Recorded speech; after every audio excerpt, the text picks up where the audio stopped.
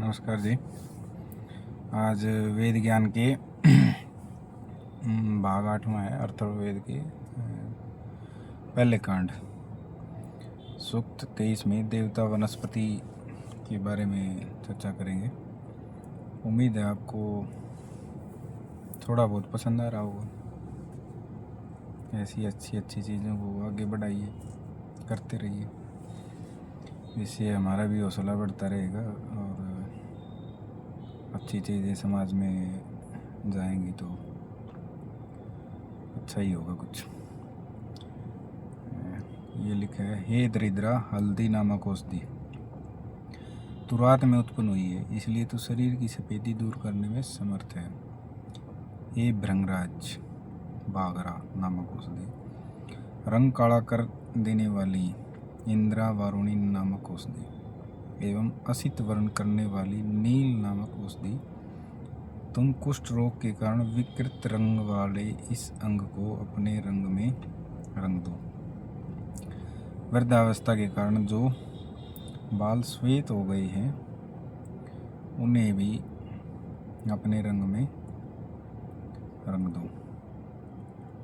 आगे है, ये औषधि कुष्ठ रोग और एस्मे में केश श्वेत होने के रोग को शरीर से दूर करके नष्ट करो। हे रोगी, तुम अपने बालों का पहले वाला रंग पुनः प्राप्त हो। ये औषधि तू इसके श्वेत रंग को दूर कर दे। देख रहे हो आज के समय में कितना सफ़ेद बालों की समस्या हो रखी है, तो इसकी विनती कर रहा है औषधियों से पहले ही कि सफ़ेद बालों उसको दूर कर दे। हे नील नामक औषधि, तेरे उत्पन्न होने का स्थान काले रंग का होता है।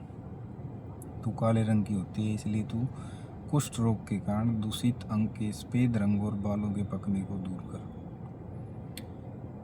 यानी जो कुष्ठ रोग है के कारण होते हैं वही सफ़ेद रंग वाले बाल। ठीक है। हड्डियों से उत्पन्न, त्वचा से उत्पन्न एवं इन दोनों के मध्यवर्ती मांस से उत्पन्न कुष्ठ रोग के कारण जो श्वेत चिन्ह शरीर पर उत्पन्न हो गई हैं, दौड़े दौड़े वो नहीं हो जाते सफ़ेद, उसको कुष्ठ रोग बोलते हैं भाई। उन्हें मैं मंत्र के प्रभाव से नष्ट करता हूँ। ठीक है। सूक्त 24 में देवता आसुरी वनस्पति, ऐसे पहले वनस्पति था ओनली। हे औषधि, सबसे पहले गरुड़ उत्पन्न हुए, तू उनके शरीर में पित्त दोष के रूप में थी। आसुरी माया ने गरुड़ से युद्ध करके पित्त को जीत लिया एवं विजय के कारण प्राप्त उस पित्त को औषधि का रूप दे दिया। आसुरी माया रूपी स्त्री ने सबसे पहले कुष्ठ रोग दूर करने की औषधि बनाई थी। नीली आदि औषधियों ने कुष्ठ रोग को नष्ट करके त्वचा को पहले के समान स्वस्थ बनाया। हे औषधि, तेरी माता तेरे समान ही काले रंग वाली है। तेरा पिता आकाश भी तेरे ही समान नीले रंग का है। हे नील नामक औषधि, तू अपने संपर्क में आने वाले पदार्थ को अपने समान रंग वाला बना देती है, इसलिए कुष्ठ रोग से दूषित इस अंग को अपने समान रंग वाला अर्थात काला कर दे। श्यामा संरूपकरणी पृथिव्या अद्युतवृता इदमु फूपर साधन्य पुनः रूपाणी कल्प्य। हे काले रंग की एवं अपने संपर्क में आने वाले को अपने समान बना देने वाली औषधि, तू आसुरी माया द्वारा धरती से उत्पन्न की गई है। तू कुष्ठ रोग से आक्रांत इस अंग को पुनः पहले के समान रंग वाला बना दे।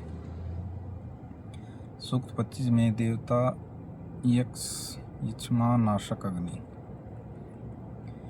हे जीवन को कष्टपूर्ण बनाने वाले जवर, यानी कि बुखार जो होता है ना उसको जवर बोलते हैं, जिस अग्नि ने प्रवेश करके जलों को जलाया अर्थात गर्म किया, यश दान आदि धार्मिक कृत्य करने वालों ने जिस अग्नि में होम किया है, उसी उत्तम अग्नि में से तेरा जन्म बताया गया है। यह सब जानता हुआ तू गर्म जल से स्नान करने वाले हमारे शरीर को त्याग कर अग्नि में प्रवेश कर। आगे है, हे जीवन को दुख में बनाने वाले जबर, तू यद्यपि उष्णता कारक एवं सुखाने वाला है, यद्यपि तेरा जन्म अग्नि से हुआ है, तथापि हे दीप्तिशाली जबर, तू मनुष्य के शरीर में पीले रंग को उत्पन्न करने वाला है, इसलिए तू हूड नाम से प्रसिद्ध है। बुखार का नाम है भाई हूड।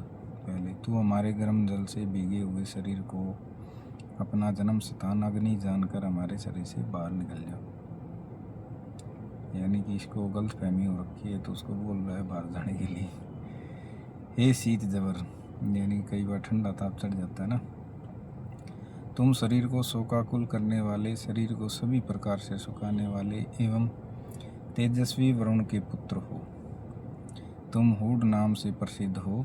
तुम हमारे गर्म जल से भीगे हुए शरीर को अपना जन्म स्थान अग्नि जानकर हमारे शरीर से बाहर निकल जाओ। मैं शीत उत्पन्न करने वाले जबर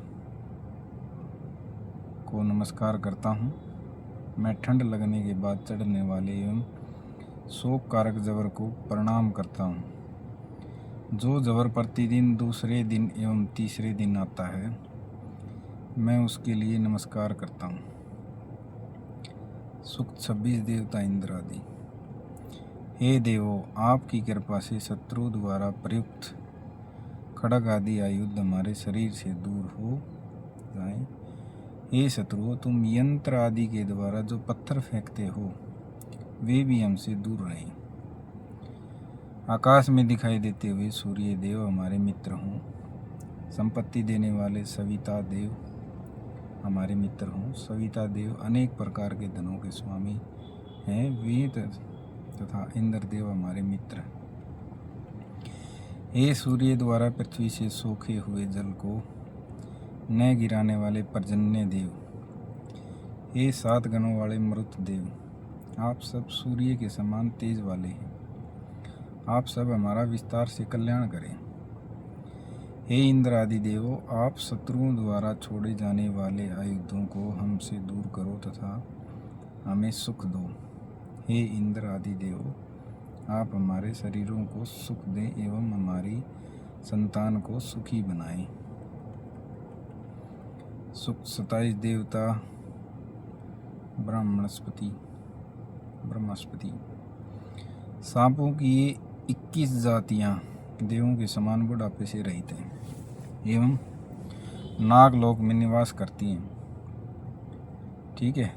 इन सांपों की केचुली जरायु के समान उनसे लिपटी रहती है। सांपों की उस केचुली के द्वारा हम दूसरों का अहित सोचने वाले शत्रुओं की आँखों को ढकते हैं। शिव के धनुष पिनाक के समान शत्रुओं के मारने में सक्षम आयुध धारण करती हुई खड्ग आदि आयुधों से शत्रुओं को फाड़ती हुई हमारी सेना मारकाट मचाती हुई आगे बढ़े। यदि शत्रु सेना उसका सामना करने के लिए एकत्रित हो तो शत्रु सैनिकों का मन कुछ सोचने और निश्चय करने में समर्थ न हो। ऐसी स्थिति में हमारे शत्रु राष्ट्र को शादी से रहित हो जाएं। न बहव हाथी घोड़े रथों से युक्त बहुत से शत्रु सैनिक हमें जीतने में असमर्थ होकर हार जाएं। अल्पसंख्या वाले शत्रु हमारे सामने आने का साहस न कर सकें। बांस की ऊपरी शाखाएं जिस प्रकार दुर्बल होती हैं, हमसे पराजित होकर धनहीन बने, शत्रु उसी प्रकार समृद्धि रहित हो जाए। हे चलने के इच्छुक व्यक्ति के चरणों, तुम आगे बढ़ो एवं शीघ्र चलने के लिए गति करो। तुम हमें इच्छित फल देने वाले पुरुष के निवास स्थान तक पहुंचाओ। किसी से पराजित न होने वाले इंद्र की पत्नी हमारी सेना की देवता है। वह हमारी सेना की रक्षा के लिए आगे आगे चले। सूक्त 27 देवता अग्नि। राक्षसों के विनाशक और रोगों को दूर करने वाले अग्निदेव, उन्हें नष्ट करने के लिए उन के समीप चलें। अग्निदेव माया में सौम्य, हिंसक एवं भयावह रूप धारण करने वाले, दूसरों के दोष खोजने वाले, पीड़ादायक एवं परेशान करने वाले राक्षसों को भस्म करते हुए इस पुरुष के समीप आ रहे हैं। प्रतिदेह, हे अग्निदेव, आप इन राक्षसों और दूसरों के दोष देखने वाले पिशाचों को भस्म कर दो। हे काले मार्ग वाले अग्नि, दूसरों के प्रतिकूल आचरण करने वाली राक्षसियों को भी आप भस्म कर दें। जिन राक्षसियों ने कठोर वचनों के द्वारा हमें शाप दिया है, जिन राक्षसियों ने सभी पापों की जड़ हिंसा को स्वीकार कर लिया है तथा जो हमारी संतान, रस, सौंदर्य एवं पुष्टि का विनाश करती है, वे सभी अपने अथवा हमारे शत्रुओं के बालकों का भक्षण करें। राक्षसियाँ अपने पुत्र, बहन और नाती को खा जाएं। राक्षसियाँ एक दूसरे के केस खींचकर लड़ने के कारण बाल बिखेरें तथा मृत्यु को प्राप्त हों। दान न करने वाली राक्षसियाँ आपस में लड़कर मर जाएं। सूक्त 29 है देवता, वही है ब्राह्मणस्पति। हे ब्राह्मणस्पति, समृद्धि एवं शक्ति प्रदान करने वाली, जिस मणि को धारण करके इंद्र उन्मत्त हुए हैं, उसी मणि के द्वारा शत्रुओं से पीड़ित हमारे राष्ट्र की संपन्नता बढ़ाओ। आपकी कृपा से हम संपन्न जनों द्वारा सुरक्षित राष्ट्र में शत्रुओं के भय से रहित हों। हे अभिवर्त मणि, तुम हमारे शत्रुओं के सामने डट कर उन्हें पराजित करो। जो हमारे राष्ट्र, धन आदि का अपहरण करके हमारे प्रति शत्रुता का व्यवहार करते हैं, उनके सामने डट कर तुम उनको पराजित करो। जो हमसे युद्ध करने के लिए सेना सजाते हैं अथवा हमारे प्रति विचार, जादू टोने के रूप में शत्रुता करते हैं, तुम उन्हें भी पराजित करो। ये अभिवर्त मणि, सविता देव ने तुम्हारी वृद्धि की है और सोमदेव ने तुम्हें समृद्ध बनाया है। हे मणि, सभी प्राणियों ने तुम्हारी वृद्धि की है। जो व्यक्ति तुम्हें धारण करता है, वह सभी साधनों से संपन्न हो जाता है। शत्रुओं की पराजय करने वाली एवं राक्षसों का विनाश करने वाली अभिवर्त मणि, राष्ट्र की समृद्धि और शत्रुओं के विनाश के लिए मेरे हाथ में बांधो। आकाश मंडल में दिखाई देने वाले एवं सभी प्राणियों के प्रेरक सूर्य देव उदित हो गए हैं। अपनी विजय की एवं शत्रुओं की पराजय की कामना करने वाली मेरी वेद रूपी वाणी भी प्रकट हो गई है। अभिवर्त मणि को धारण करने वाला मैं जिस प्रकार शत्रुओं को मारने वाला बनूं, ऐसा सुयोग उपस्थित हो, मैं शत्रु रहित हो जाऊं। यदि मेरा कोई शत्रु हो भी तो उसे मैं पराजित करूं। हे मणि, मैं तुम्हारे प्रभाव से शत्रुओं का नाशक, प्रजाओं का पालक, अपने राष्ट्र का स्वामी एवं शत्रुओं को वश में करने वाला बनूं। मैं शत्रु सेना के वीरों एवं उनकी प्रजाओं का शासन करने में समर्थ बनूं। देवता विश्वे। सूक्त 30। विश्वेदेव। हे विश्वेदेव, वसु एवं आदित्य देवों, दीर्घ आयु की कामना करने वाले इस पुरुष की रक्षा करो एवं दीर्घ आयु की कामना करने वाले इस पुरुष के विषय में सावधान रहो। इसका सजातीय अथवा विजातीय शत्रु इसके पास तक न आ सके, कोई भी इसकी हिंसा करने में समर्थ न हो। हे देवों, आपके जो पितर एवं पुत्र हों, वे भी इस पुरुष के विषय में की गई मेरी प्रार्थना पर ध्यान दें। दीर्घायु की कामना करने वाले इस पुरुष को मैं आप सबको सौंपता हूँ। इसकी वृद्धावस्था तक आप इसका कल्याण करें। जो देव स्वर्ग में एवं पृथ्वी पर निवास करते हैं, वायु आदि जो देव अंतरिक्ष में गमन करते हैं, तथा जो देव औषधियों, पशुओं एवं जलों में स्थित हैं, वे सब देव इस दीर्घायु की कामना करने वाले पुरुष को वृद्धावस्था पर्यंत आयु प्रदान करें एवं इसे मृत्यु से बचाएं। जिस देव के निमित्त पंचयाग किए जाते हैं, वह अग्निदेव, जिन देवों के निमित्त बाद वाले 3 यज्ञ किए जाते हैं, वह इंद्र आदि देव जो बलि का अपहरण करते हैं, दिशाओं के स्वामी देव हैं। इन सब को एवं इनके अतिरिक्त जो देव हैं, उनको भी मैं इस दीर्घायु चाहने वाले पुरुष के समय बैठने के लिए नियुक्त करता हूँ। सूक्त 31 देवता आशापाल अर्थात वास्तुस्पति। पूर्ववादी दिशाओं की रक्षा करने वाले एवं कभी न मरने वाले इंद्र, यम आदि 4 देवों के लिए हम इस भाग में मंत्रों के साथ आहुति देते हैं। वे देव सभी प्राणियों के स्वामी हैं। जो दिशाओं का पालन करने वाले इंद्र आदि 4 देव हैं, वे हमें मृत्यु देव के पासों से छुड़ाएं तथा पापों से हमारी रक्षा करें।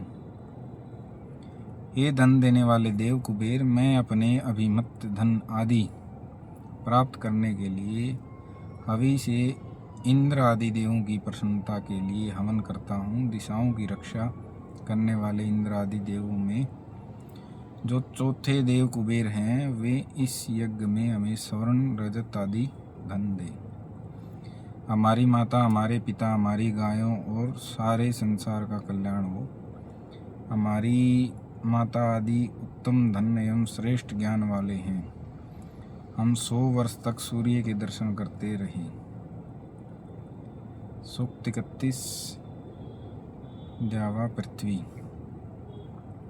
हे जानने के इच्छुक जनों, इस बात को जानो कि वह जल रूप ब्रह्मा पृथ्वी पर नहीं रहता और न वह आकाश में निवास करता है। उसी जल के कारण सभी वृक्ष एवं लताएं जीवित रहती हैं। जिस प्रकार गंधर्वों का निवास स्थान अंतरिक्ष है, उसी प्रकार इन औषधियों का कारण रूप जल, आकाश और धरती के मध्य अर्थात अंतरिक्ष में निवास करता है। इस लोक में जो भी स्थावर और जंगम है, उन सब का आश्रय भी जल है। विधाता मनु आदि भी इसे नहीं जानते। ये जल उत्पन्न करने के लिए कांपती हुई उत्तम पृथ्वी एवं आकाश, तुम दोनों पहले बताए हुए जल का उत्पादन करो। वह जल वर्तमान काल में नया रहता है, अर्थात वर्षा का जल समाप्त हो जाने वाले पर भी आकाश में जल उसी प्रकार समाप्त नहीं होता, जिस प्रकार सागर में मिलने वाली सरिताएं कभी नहीं सूखती। सारा संसार आकाश से चारों ओर से घिरा हुआ है। यह संसार पृथ्वी पर आश्रित है। मैं संसार के धन के रूप में स्थित जलोक को तथा पृथ्वी को नमस्कार करता हूँ। 33 देवता जल। सोने के रंग की शुद्ध अग्नियाँ एवं सविता जिन जलों से उत्पन्न हुई हैं, बादलों में स्थित जिन जलों में विद्युत रूपी अग्नि तथा सागर में स्थित जिन जलों में वाडवाग्नि उत्पन्न हुई है, जिन शोभन रंग वाले जलों ने अग्नि को गर्भ के रूप में धारण किया है, वे जल हमारे लिए रोगनाशक और सुखकारक हों। राजा वरुण जिन जलों के मध्य में स्थित होकर मनुष्य के सत्य और असत्य को जानते हुए चलते हैं, जिन शोभन वर्ण वाले जलों ने अग्नि को गर्भ के रूप में धारण किया है, वे जल हमारे लिए रोग के नाशक और सुखकारक हों। इंद्र आदि देव जिन जलों के सार रूप अमृत को दुलोक में भक्षण करते हैं तथा जो जल अनेक प्रकार से स्थित रहते हैं, जिन शोभन वर्ण वाले जलों ने अग्नि को गर्भ के रूप में धारण किया है, वे जल हमारे लिए रोग के नाशक और सुखकारक हो। शिवेन माँ चक्षुषा। हे जल के अभिमानी देव, मुझे सुख कर दृष्टि से देखो तथा अपने कल्याणकारी शरीर से मेरी देह का स्पर्श करो। जो जल अमृत को टपकाने वाले तथा पवित्र करने वाले हैं वे हमारे लिए रोग विनाशक और सुखकारी हों। तो आज के लिए इतना ही, काफ़ी लंबा चलेगा मेरे से, जल्दी वीडियो भी नहीं बन पा रही ना हो पा रहा है, लेकिन समय निकाल के हफ्ते में एक बार तो थोड़ा ये 20 मिनट का 18 मिनट का करते हैं। सूक्त 33 तक आज किया है, तो सूक्त 34 से अगली उसमें हफ्ते में देखते हैं। उम्मीद है आपको पसंद आ रहा होगा। एक तो YouTube जो है बिना पैसे दिए प्रमोट नहीं करता, तो उम्मीद यही है आप लोगों से, आप करिए, शेयर करिए, सब्सक्राइब करिए। जो कमियां हैं थोड़ी बहुत बताइए कि क्या कमी है, उसको मैं सुधारने की कोशिश करूँगा। एक अकेला बंदा हूँ। ठीक है जी, नमस्कार।